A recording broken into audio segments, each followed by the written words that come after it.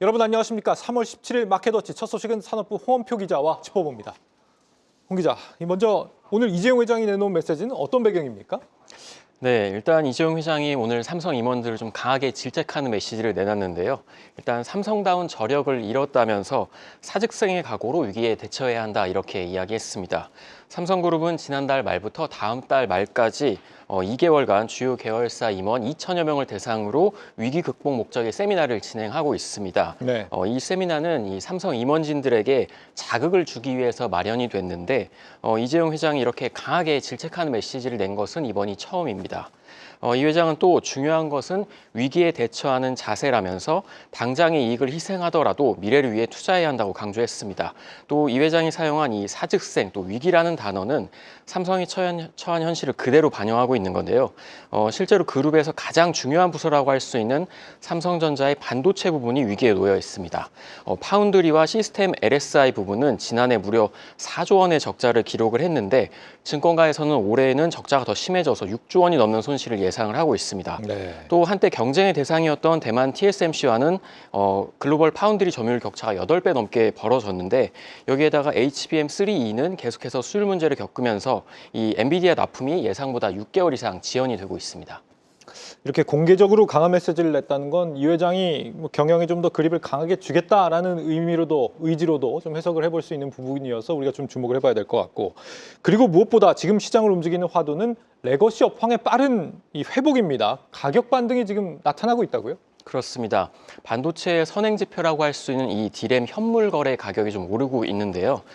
범용 디램인 DDR4 16기가 제품 같은 경우는 지난 2월 말에 1.85달러에서 지난주에는 1.89달러까지 올랐고요. 또 DDR5 제품 같은 경우는 한 달 전보다 가격이 7%가량 상승했습니다.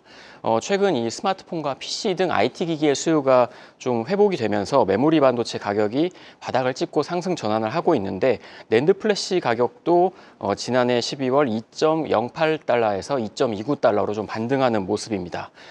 이 지난해 말 기준 낸드 플래시의 글로벌 점유율을 보면 삼성전자가 1위, 또 하이닉스가 20.5% 2위를 차지하고 있는데 여기서 주목할 것이 점유율 5위 회사인 저 미국의 샌디스크가 4월 1일부터 제품 가격을 10% 인상하기로 결정을 했습니다. 그러면서 이야기한 게 수요 회복을 반영한 것이고 또 다음 분기에도 추가로 가격을 인상하겠다 이렇게 밝혔습니다. 낸드 분야에 좀 수요 회복이 증명됐다 이렇게 해석을 할 수 있겠는데요. 그동안 메모리 반도체는 중국 업체들의 저가 공세 또 수요 둔화 때문에 가격이 좀 큰 폭으로 하락을 했었는데 회사들이 수급을 조절을 하고 또 예상 밖의 수요가 나타나면서 반등이 일어나고 있는 겁니다. 당초 증권가에서는 이 메모리 반도체 반등 시점을 3분기 정도로 봤는데 2, 3개월가량 빨라질 것이다 이런 분석이 힘을 얻고 있습니다. 네, 유럽과 중국의 경기 부양 움직임이 수요 회복 기대감을 높이고 있고, 특히 어제 같은 경우는 또 중국에서 소비 촉진 대책 추가로 좀 발표된 부분도 있죠. 여기에 우리 반도체 기업들이 지금 HBM 쪽으로 좀 생산을 집중을 하다 보니까 D램 쪽의 공급이 상대적으로 줄어든 점, 이것도 가격 반등을 이끌고 있다 이런 해석도 나오는데, 삼성전자, 하이닉스에 앞으로 미칠 영향 이런 부분도 좀 분석이 된 게 있습니까? 네, 일단 제가 실적을 좀 분석을 해봤는데 일단 네. 삼성전자와 하이닉스 전체 매출에서 D램과 랜드가 차지하는 비중은 대략 25에서 30% 정도 차지하고 있습니다. 먼저 삼성전자는 지난해 전체 매출 300조 원에서 이 D램과 랜드 플래시 매출 합계가 86조 원으로 28.7%를 차지했습니다. 다만 이제 삼성전자는 올해 아까 말씀드렸던 것처럼 파운드리에서 6조 원 이상의 적자가 예상이 되고 있고 또 HBM3E에서 확실한 성과를 못 내고 있기 때문에 이 메모리 반도체 실적이 굉장히 중요한 상황입니다. 지난해 삼성전자는 D램에서 15조 원 흑자를 냈고 올해도 한 20조 원이 넘는 흑자를 낼 것이다 이렇게 예상이 되고 있는데 네. 다만 낸드 같은 경우는 지난해 4조 원 가까운 흑자에서 올해는 1조 원 이상의 좀 적자가 예상이 되고 있습니다. 그런데 이 증권가의 이 예상 같은 경우가 아무래도 이 수요 회복과 가격 인상이 나타나면서 이게 좀 긍정적으로 바뀔 것이다 이런 좀 전망들도 나오고 있고요. 또 SK 하이닉스 같은 경우는 이 HBM3E 시장 선점 때문에 막대한 매출과 영업이익을 기록을 해서 좀 체제 전환에 성공했다는 평가입니다.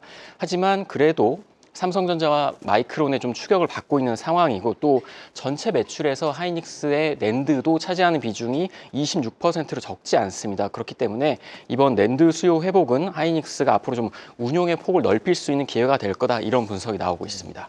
여기에 한 가지 더 기대감을 더해 보자면 오늘 밤 개막하는 엔비디아 GTC가 있습니다. 주목해 봐야겠죠? 그렇습니다. 엔비디아가 주최하는 세계 최대 AI 개발자 컨퍼런스인데요. 이 GTC 2025에 삼성전자와 SK 하이닉스도 참가합니다.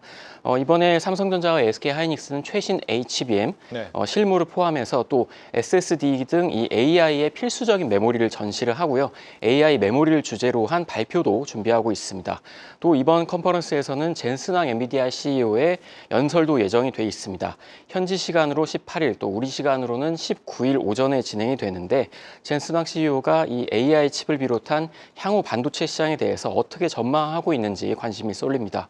또 19일 오전에는 삼성전자 주주총회가 열립니다. 이번 주총회는 이재용 회장의 등기이사 선임권은 빠졌지만 반도체 전문가 3명이 이사회 후보에 포함됐다는 점에서 삼성전자의 향후 방향성을 알 수 있는데요. 삼성전자가 주총에서 주주들에게 어떤 메시지를 낼지도 좀 지켜봐야겠습니다. 네, 이번 GTC에서 삼성전자의 HBM 납품이 공식적으로 만약에 확인이 된다고 한다면 또 국면이 달라지지 않을까 싶습니다. 산업부 홍원표 기자였습니다.